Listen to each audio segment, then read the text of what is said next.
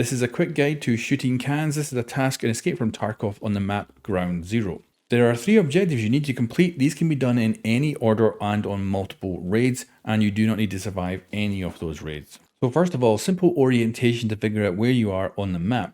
At the center of the map itself is a crossroads where I'm standing now.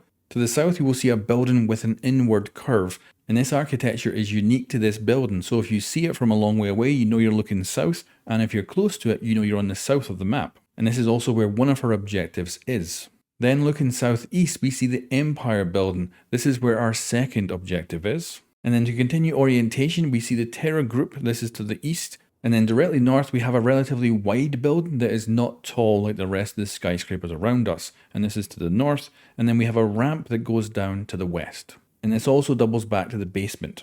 So we'll head to the closest objective building right now, which is going to be this Empire building. And you'll see that it has a black strip of windows. This is actually where our machine gun is located. That is one of the objectives we need to tick off. Now originally when I did this quest for the first time, I went in this front door, which is basically the main lobby, and to the left is massive big huge stairs, which I thought, oh, I'll go up there, but that is not actually the case. We're looking for a tiny little stairwell. So if we enter the building from this direction, we can open the door here and you can come in anywhere along this entire lobby. However, we don't want to go this way. We actually want to go to this tiny little door, and this will lead us to a stairwell we can use.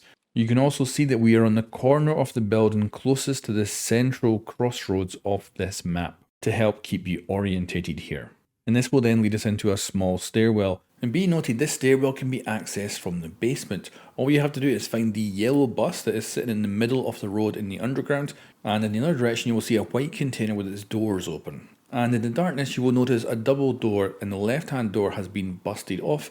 Go into this, you'll see a whole bunch of pipes. This will lead to another double door. You can then access the left hand door here, and now you've accessed the same stairwell we looked at earlier. Now there is another way to access this building simply by going around the corner. You'll notice that we are now looking at the building from a different direction, and it is fully glass windows here with a pickup truck outside. If you enter this you will notice a big hole that has been blown in the wall and the elevator has been destroyed. And simply turn left after you've gone through the hole in the wall and you will find again the stairwell. Now be warned, if you turn right through the hole in the wall and continue through the corridors, you will get to a room that has a claymore in it. If you go into this room, you will be killed.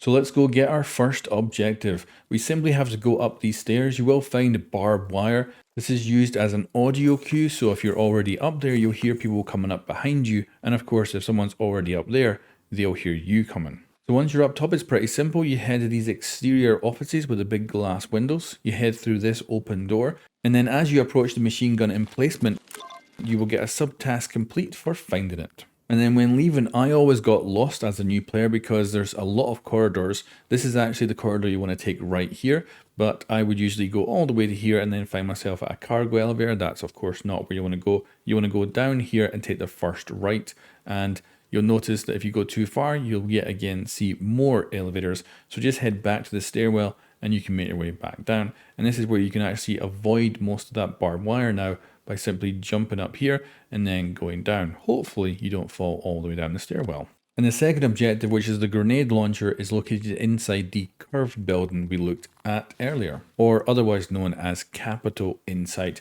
And this is to the south of the map. This is usually the one I end up going to first, just because it's a little bit easier to find and you might end up spawning quite close to it.